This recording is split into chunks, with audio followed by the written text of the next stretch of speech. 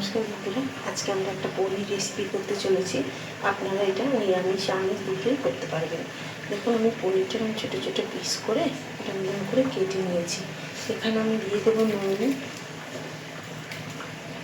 একটু চিনি আর একটু গোলমরিচ দিয়ে আমি 5 মিনিটের মতন এটাকে আলতো হাতে মাখিয়ে রেখে দেবো। আমরা একটা কড়াই বসিয়ে নিয়েছি। বসে এই যে আমরা যে পনিরটা মেখে রেখেছিলাম এটা আমরা ভেজে নেব। মিডিয়াম আঁচে রেখে এটা আমরা ভেজে নেব।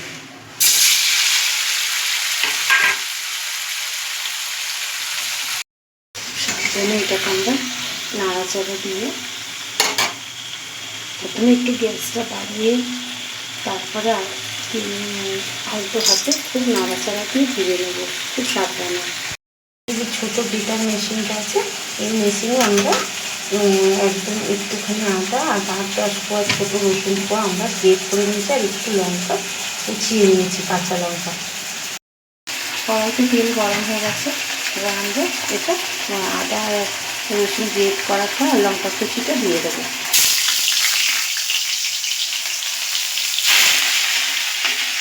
এটা একদম নেড়া নেড়া আগে ভাজতে হবে। হালকা লাল করে ভেজে নিয়েছি। এবার আমরা আলুটা দিয়ে দেবো।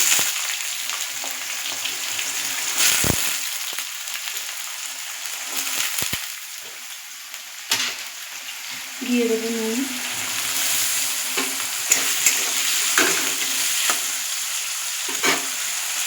এবার ঢাকা দিয়ে দেবো। 2-3 মিনিট পর আমি ঢাকনাটা খুলে দেবো।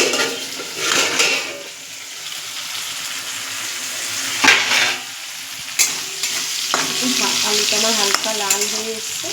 এবার আমরা বাকি যে সবজিটা কেটে রেখেছিলাম, গাজর আর পেঁয়াজ, এবার আমরা গাজরটা দিয়ে দেবো। আপনারা চাইলে গাজর আর আলুটা একসঙ্গে ভেজে নিতে পারেন, কোনো অসুবিধা নেই।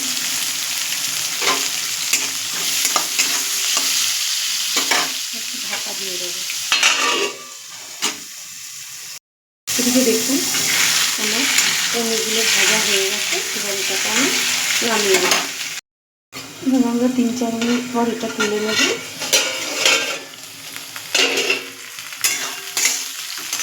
এবার পেঁয়াজগুলো আমরা দিয়ে দেবো।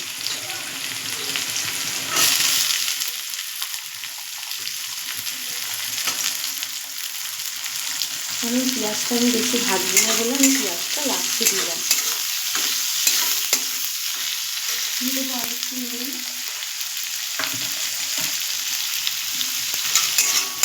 দিয়ে এটাকে আমরা কিছুক্ষণ হালকা ভাজা ভাজা করে নেব। দেখুন, আমরা মিনি সোয়াবিনটা ভালো করে ধুয়ে একটু ভিজিয়ে রেখেছি। পেঁয়াজটা আমার ভাজা ভাজা হয়ে এসছে। এবার আমি সোয়াবিনগুলো ভালো করে জল ঝরিয়ে চিপকে এর মধ্যে দিয়ে দেবো।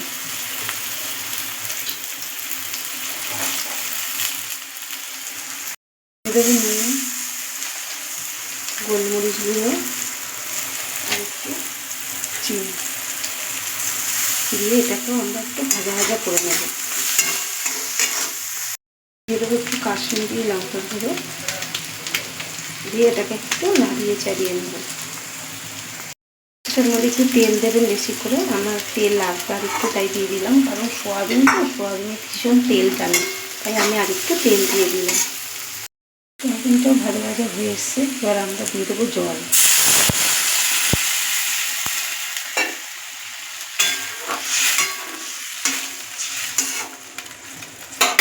দিয়ে দেবো ঢাকা।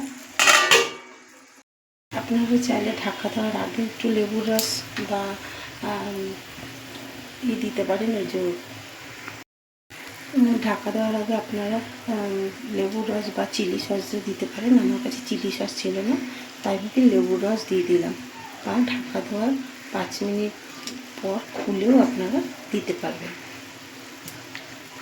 এবার আমরা এটা ঢাকা দিয়ে দেবো।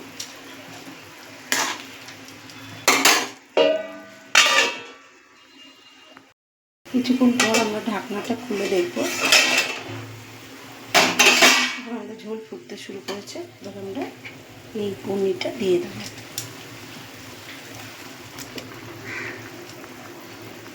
আমি 5 5 প্যাকেট সস নিয়েছি। এবার আমি একে একে সসগুলো এর মধ্যে দিয়ে দেবো। সসটা দেওয়ার পর যেহেতু আমি এখানে লেবু রসটা দিয়েছি, তাই সামান্য একটু চিনি দিয়ে দিলাম। এবার এটাকে আমরা ঢাকা দিয়ে দেবো। এদিকে একটা পাত্রে দেখুন একটু ময়দা বা অ্যারারুট একটু জল দিয়ে গুলিয়ে রাখবেন। এটা প্রায় 5 মিনিট পর আমরা ঢাকনাটা খুললাম। দেখুন আমাদের রেসিপি রেডি হয়ে এসছে। আমরা আর একটু জলটা নিয়ে এটাকে নামিয়ে নেব। আমাদের রেসিপি রেডি হয়ে গেছে। এইভাবে একবার বাড়িতে বাচ্চা বড়দের করে খেয়ে দেখাবেন, আশা করি সবাই খুব ভালো খাবে। এবং এটাই আমরা জানি সোয়াবিনে গাজরে খুব উপকার, তাই এগুলো দিয়েই আমি করে ফেললাম। আপনারা পেঁয়াজ ছাড়াও নিরামিষ করতে পারেন। এইভাবে একবার বাড়িতে করে খেয়ে দেবেন, আশা করি বাচ্চা বড় সবারই খুব ভালো লাগবে। ভালো লাগলে একটা লাইক এবং সাবস্ক্রাইব করে দেবেন। ভালো লাগলে একটা লাইক এবং সাবস্ক্রাইব করে দেবেন। ভালো থাকবেন, সুস্থ থাকবেন। দেখা হবে পরের একটি রেসিপি নিয়ে।